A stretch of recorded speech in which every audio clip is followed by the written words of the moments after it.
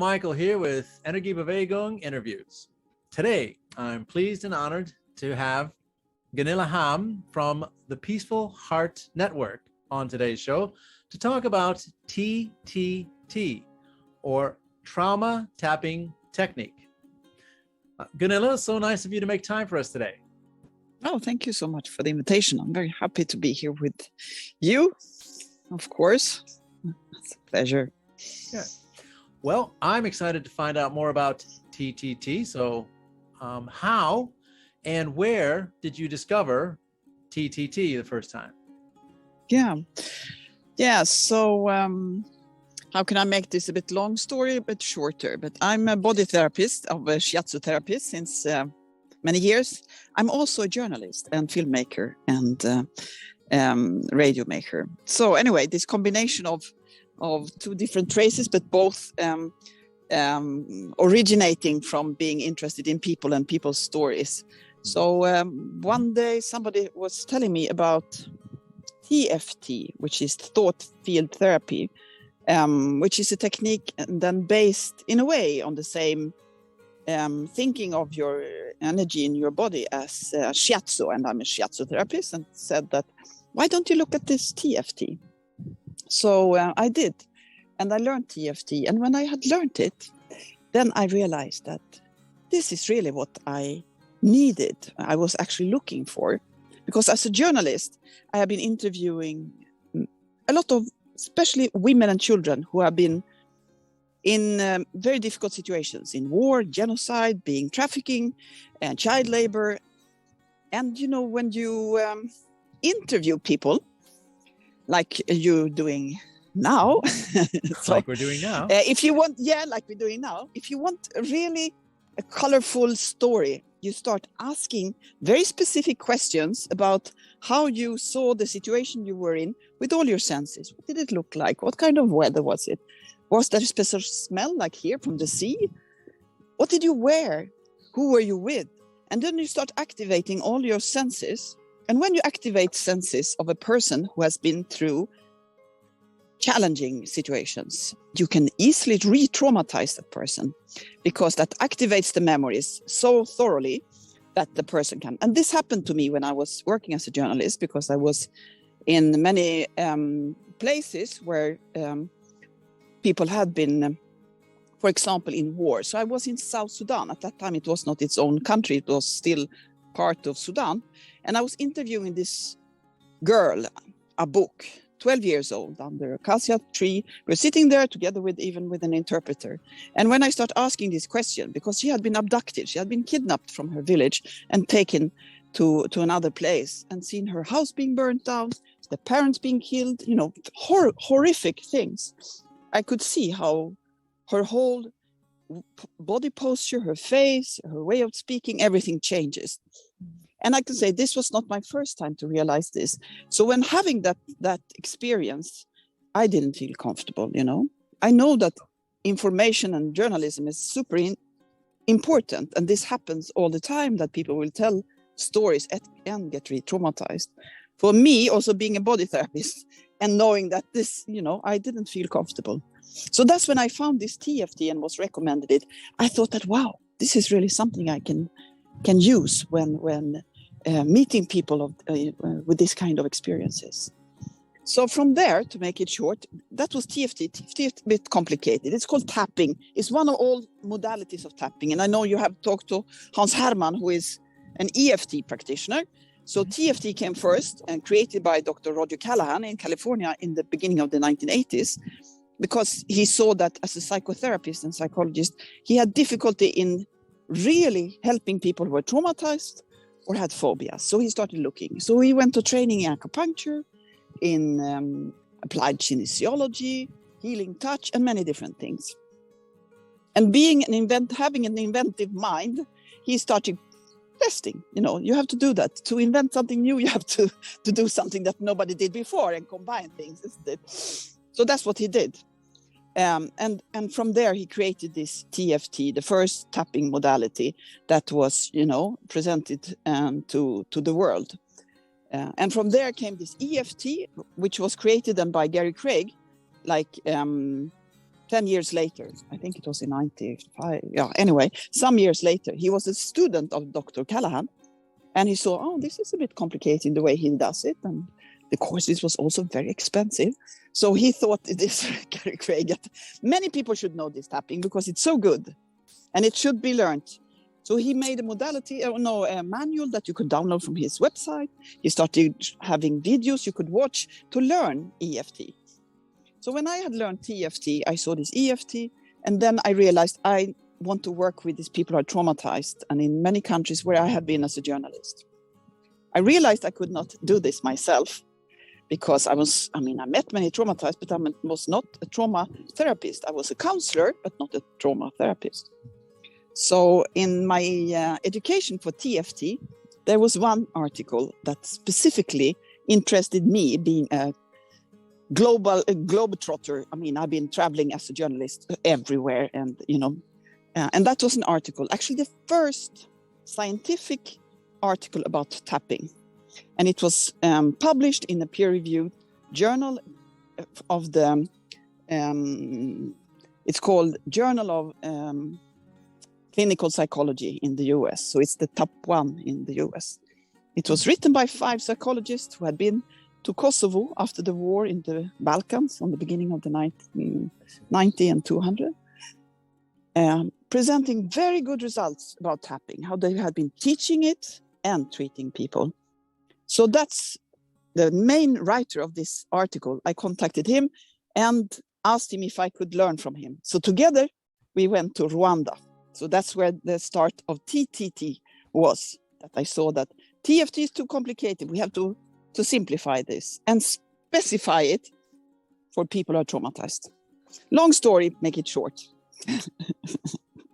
Yeah. So from there. Go ahead. Yeah, please.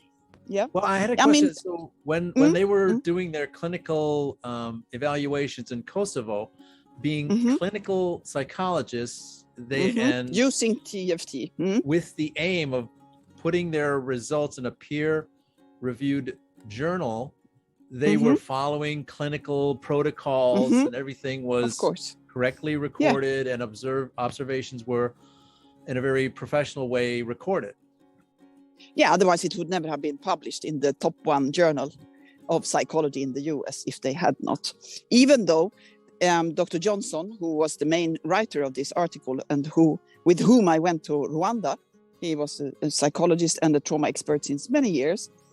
After his experience, exactly of what you're asking, that the results were considered too good. So that's one of the first things he said to me, Gunilla, do focus on those who are traumatized, because few can help them, but never tell exactly how well it works, because they will not believe you.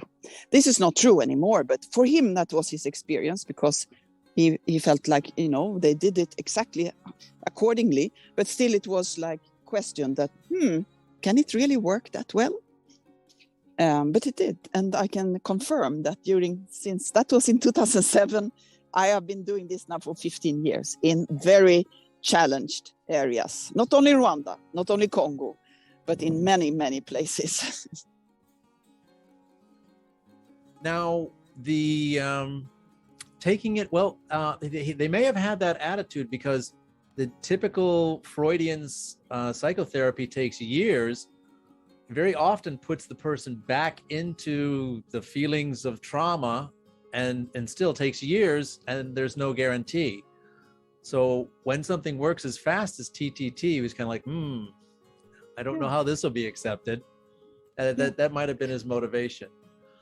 So, yeah, it is like that, but it has changed a lot. Since that time till now, because more and more people have found and are interested. And even though we keep the TTT, because what he was working with there was the original, then TFT, but with the TTT, we call it first aid. So we don't say therapy. When we teach it, we say this is first aid. So anything else people do, keep it, but just add this little tool, because it takes like 5 minutes to do it. And we don't even use any words. So it's no risk of re-traumatizing anybody. That's very important, especially with people coming from war zones. Yeah. My next question was going to be what motivated you to take TTT to Africa? Why did you choose Africa? Yeah, I mean, in a way, I could say that it was because I have friends in many countries. And for me, at that time, I thought that, Sweden has this, if you look look at Wikipedia and check how many therapies exist in Sweden, you will find a list that goes page up, page down.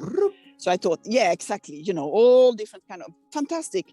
So you can find help, even though it is still. So I thought that, I should bring this to places where people have suffered, but there is little resources to assist. So that's why I was asking some of these people I knew from another project in Rwanda and Burundi, actually. So because Dr. Johnson, when I wrote him this email that changed my life completely, after I had done that training of TFT and had read his article, or the article he and the other 4 psychologists had written, I contacted him with an email asking, I learned this TFT. I would like to bring it to challenge places, but I cannot go do it alone. So do you have any plans to go somewhere? And if so, can I go with you and learn? And he replied like in 3 days saying that, wow, I'm so happy that you learned tapping, because it has really changed everything in my practice with these traumatized ex-soldiers that he was working with in the US. And I'll be happy to go with you. I don't have any plans, but if you have some suggestion, let's go together. Just give me 6 months to earn for the ticket. That was his exact reply, actually. So, and that was very precise. So he very much, because he had already had the vision that he should bring it to other places, So for him, I came and helped him to go further in that vision. So 6 months later, actually, because that was September 2006, and in February 2007, we went together to Rwanda. So I wrote to my friends in Rwanda, who were all orphans of the genocide in 1994, and asked them, what do you think? I mean, I have learned this technique. I have this colleague who will like to join. Would you like us to teach you this so that you can give it also to your members? And they said, wow, yeah, good, So that's how it started. And from experiencing the results, I saw that, wow, this cannot be just for this short time. This has to continue. And that's how it is still 50 years later. Well, Gunilla, what was it like working in Africa? Yeah, and then being me, then I can say that Africa is 54 different countries. If you compare when I was in Sierra Leone, compared to being in Rwanda or Kenya, I mean, it is, of course, like when somebody, goes to Turkey, or you go to France, or you go to Sweden, it's completely different languages, completely different culture, different music, different food, everything. So I can say for Rwanda, when I came there, what amazed me and still amazes me was the ability to reconcile with the history. Not only through this, TTT, but in general. Not everybody, but the possibility. Also in Sierra Leone, after the so-called civil war there, that people have reconciled. Of course, there are feelings of revenge from some, but in general, you meet so many people who have overcome and are just grateful that they are still here, and grateful that somebody comes and offers something. So I would say I have learned my absolute best life skills since I came to Rwanda, and that is gratitude, because gratitude is something that is lacking, at least in my society, I would say. Few people say, oh, wow, it's amazing. I mean, whatever it is, that we are together, that we meet again, that, it's a tendency to take things for granted, whether it's public health, or it is, the way you live, or the food you eat. So there's a lot of things taken for granted. And when you have lost everything, of course, you can dive down into a black hole, or you realize everything can change. So let me take this, what is here, to my heart and be grateful. And that's what I have learned so much. That's a powerful lesson. It is my best. I could say that for me, if I would say, I have become a much better person since I started working, since I first went to Rwanda. I've been coming back many times, but then also to other countries. And this also making it very flexible where we can work with this Peaceful Heart Network that we created later on when I met a colleague in Sweden who wrote me a similar email as the one I wrote to Dr. Johnson, because he read the blog that I was writing in Swedish. He said, and he's a hypnotherapist and musician, and so, but he wanted something without language. And as you know, hypnotherapy is very dependent on language, and he had many clients who didn't speak Swedish. So he wrote me and asked, wow, is this really true? Like you said, is this really true that this works so well? If so, can I learn? And then I came to Sweden also with the Rwandese colleague, and we met, and since then we are very good colleagues and have developed a lot of things together and traveled also extensively together. So through that also, and we are different and have certain enough things similar that we move forward with this Peaceful Heart Network. And our aim is to, we share our resources free constantly. I mean, we have trainings in Sweden that people pay us for doing, so that we actually can earn our living, but we do other jobs also. But then most of the trainings we do, according actually to the vision of Dr. Carl Johnson, my mentor then, and that go to help the most vulnerable populations in the most forgotten places. And that's actually what I have been doing and then continued to do together with my colleagues, like the country of Chad. Even though they were joking with me when I came to Chad, they said, so Gunilla, what did you know about Chad when you came? And then I told them at least 3 things. And then they told me, oh, that's even very good, because most people don't even know that the country of Chad exists, And, so it is like there. But I love my work. I completely love it. It has, imagine just to have something that everybody have on their fingertips. And then you give it and you share it, and they learn it. And then from being, in something very dark and living in the past constantly of horrors, being able to come to the present, open the smile and the eyes for the world that is here and now. I mean, who can earn more than that, just to see these transformations? I'm sure you do it too. I mean, that's why it's so fantastic to be in this field of work. I mean, I'm again so grateful for having found this. It's crazy. Yep, it's so effective and so easy to share. Gunilla, that was the very nice detail of the beginning of the roots of Peaceful Heart Network. But what has been the development of Peaceful Heart Network over the last few years? A good question.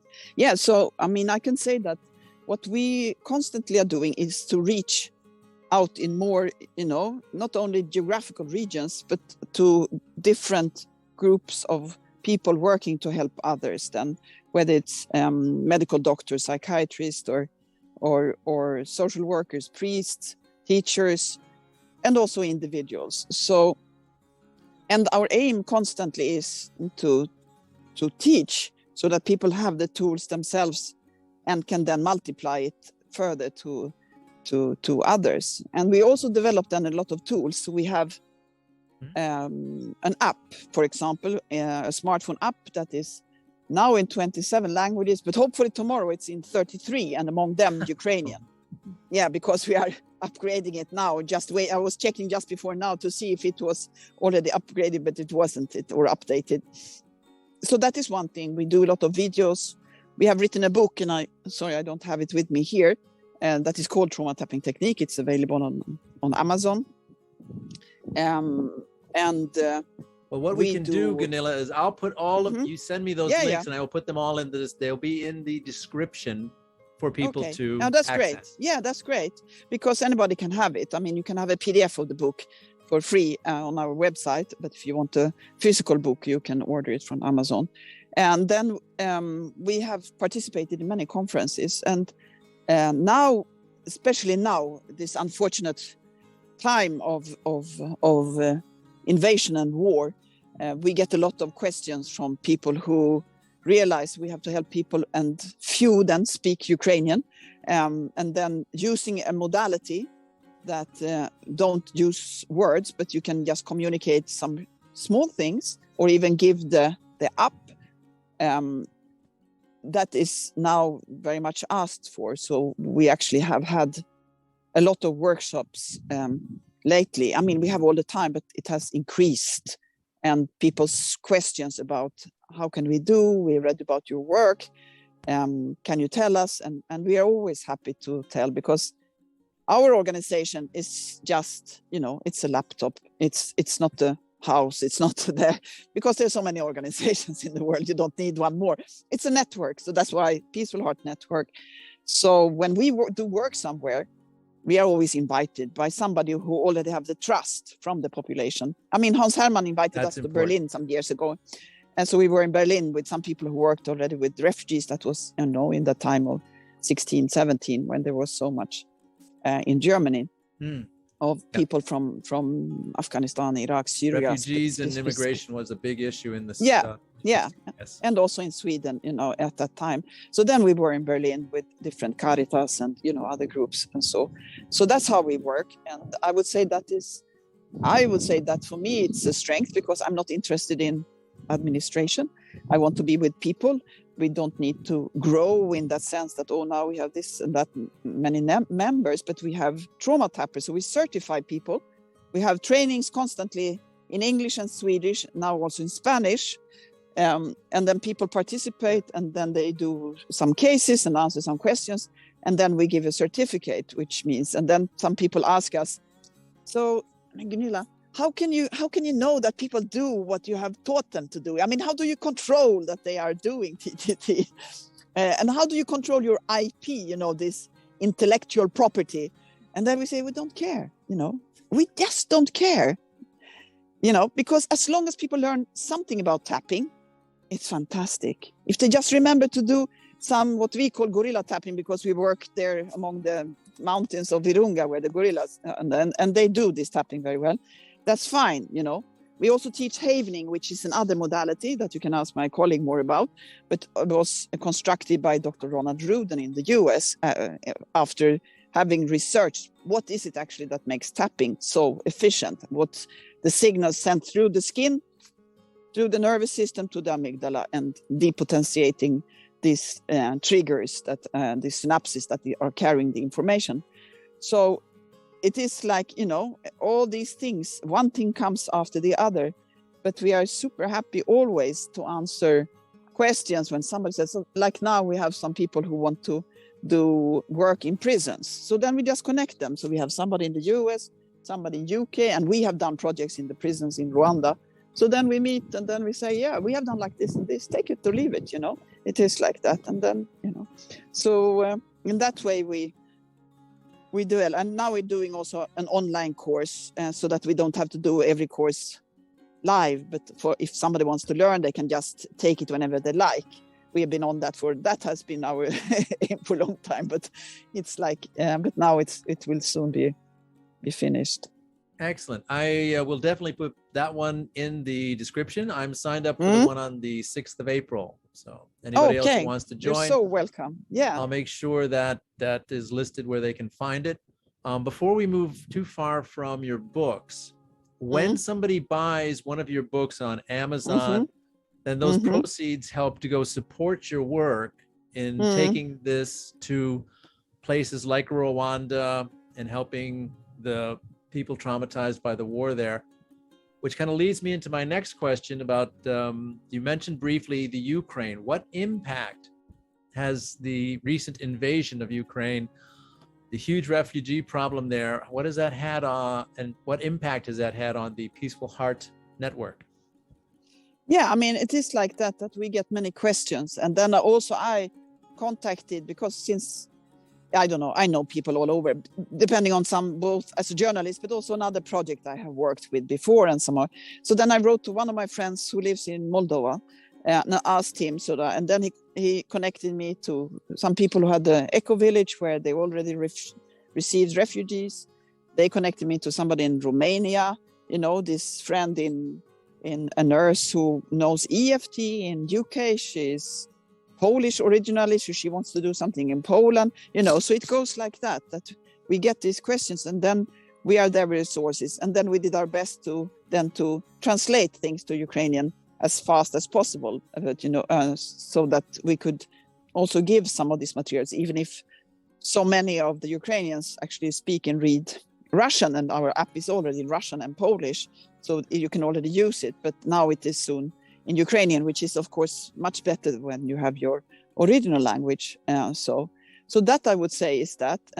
At the same time, I could say that I was saying to a friend the other day, but it's kind of strange that you get your, can I call it, services are asked for when there's a lot of problems.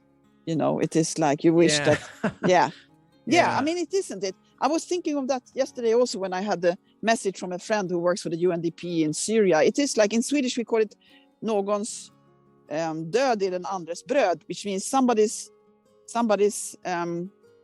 problem is the other person's salary, isn't it? Because all these international organizations, they wouldn't exist if they weren't problems. Of course they want to solve things, but still it is also a way of having your career, a good salary and everything. So I don't say that is, it's not that I have any moral, opposition against that, but it's kind of strange in a way to that. Yeah, it's good that people are asking us, but it's a sad reason. Yeah, it's kind of like someone asking you to borrow a fire extinguisher when their house is on fire. Exactly. I wish you would have asked me sooner. Yeah. I wish the fire sooner. wouldn't have been there. Yeah, if the fire shouldn't have been there in the first place. But we could have, because we also use a lot of music in our work. My colleague, as I said, is a musician, and many people in many countries, they like music, and music in itself, if you look at science and studies of music, is healing itself, and combining it with tapping is fantastic. So it is like, when you do this, it helps even more in that sense, So, and now I lost what I was actually going somewhere else. Anyway, so it is. So I mean, there are many ways of looking at this work, and it's like our flexibility. Yeah, that's what I was coming to. That what we're looking for is this, as I said before, opening the face and finding a smile in the face of somebody, which means joy, because some people can ask me, oh, so Gunilla, somebody you meet for news, what do you do? I say that, yeah, my biggest interest in life is actually trauma. And people can find, oh, that sounds very heavy and, very tiresome. And I say, for me, it's not, because as I said before, this that you have something to offer somebody makes a change. It's fantastic. So you could wish, of course, that it was not so big problems that people would have to bring, which like now is created in Ukraine, where people are losing their homes everything. And relatives and just everything. I was yesterday actually going to, there are ferries from Gdansk in Poland to Stockholm. So I went there just because I wanted to see what does it look like today, 2022, compared to 2015-16, when we received also 200,000 refugees to Sweden. So I went there to the harbor just to observe. And to my big, surprise, it was very badly organized. There were, this, of course, the migration was there to register people, but then many was just let out, and then there were, this volunteer who have put up tables to distribute some water and some sanitary pads, some pets food, since there are many who bring their cats and dogs, because they are. And I was so surprised, because people have been saying, like the authorities in Sweden have kept saying that, oh, now we learned so much in 15, 16, 17. And then I saw this, and then I saw this elderly, some old woman coming in a wheelchair, and you realize, I mean, she would never have thought of leaving her place anytime, perhaps not even for a journey somewhere. And now she's there, in the harbor in Stockholm, and and going for the next step of what, it is like. So I felt really, extremely, extremely sad for this, horror that is being created now in this year of, who could imagine, that this would be nobody. Nobody also could friends have imagined who are Ukrainian, they say, how could this be, that we are in this situation now. So that is, and at the same time, of course, we are super happy to assist, because so many children have seen horrible things, and to be able to give something that will make it easier for them at least to start a school in Sweden or in Germany or England, wherever they end up, and not having those images coming constantly, and then being, seen as, oh, he or she doesn't learn very well. And, it's easily because society is still not trauma informed. I get crazy, but people still don't know what happens with people who are traumatized, that actually your prefrontal cortex is disconnected. It's very difficult to learn new things when you are in that state, but still it's considered hard. I have, seen cases of refugees who've been considered, what you call it, like less intelligent, just because, they cannot perform. And then you realize they're just traumatized, they are traumatized, and nobody knows how to help them. Because in Sweden, like in many Western countries, it's considered that it's trauma expert psychiatry that are the ones to deal with trauma. As if 12 it's years something education. Different. And how many can they receive? I mean, poor those psychiatrists say. And that's why we call this first aid. Do something, and then let those who still need something get up and turn this pyramid upside down. So do something. And the bonus is that with this tapping, many of the trauma symptoms will disappear. That's, deep experience now. And now there are like 150 peer-reviewed articles published about tapping. So it's not that it's not being studied, and what it is, what it does, and effects and everything. So there is plenty. There's a book called The Science Behind Tapping, written by our colleague Dr. Peter Stapleton at the Bond University in Australia. I mean, so there are plenty. So it's not just something that of distraction and then next day you're back. No, it disconnects the trigger. Yeah. Okay. So people can get back to living a normal life without in the present constantly life. being under a cloud of trauma gloom. Exactly, which is fantastic, because also it creates these feelings of hatred, revenge. I mean, it has so many consequences. And in the families, that's how my colleague or my mentor, Dr. Johnson, working with what is called then veterans. I mean, people who have been soldiers in different wars.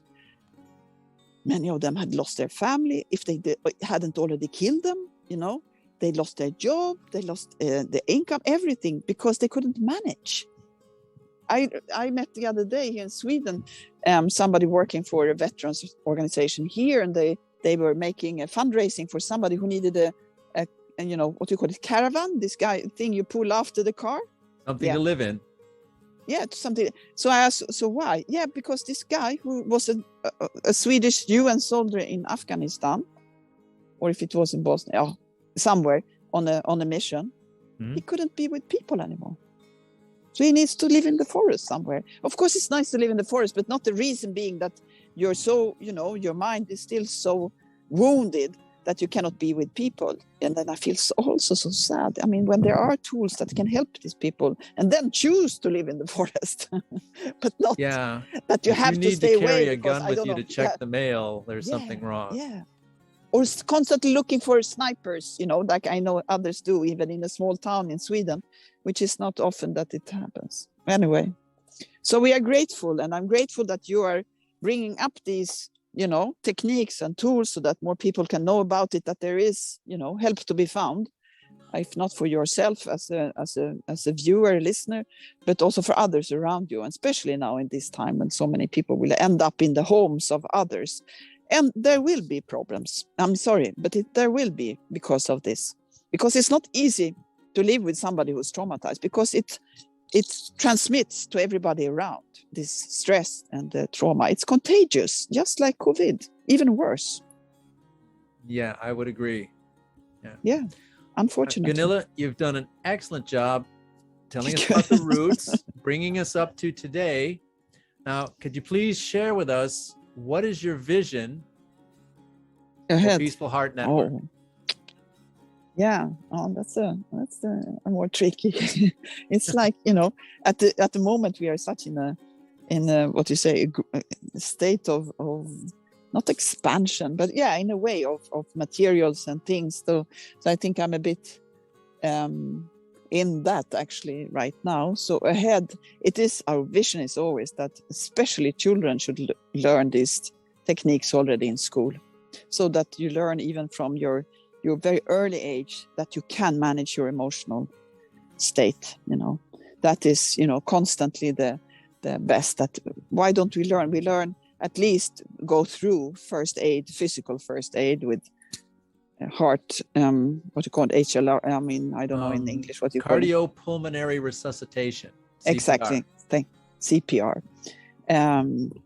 So we should learn also this, and we say this that, is more effective than CPR. The statistics for Yeah. CPR aren't as good as we would hope, but yeah, but still it's something you can do, and that's what for us also, this is something you can do. So if you have this as a routine, I mean, we brush our teeth, isn't it, both preventively and when they're dirty. We wash our hands, both if we have a wound we need to clean, but also preventively. We have done that a lot now during the pandemic. But then also this, just doing some tapping morning and evening, just to keep, raise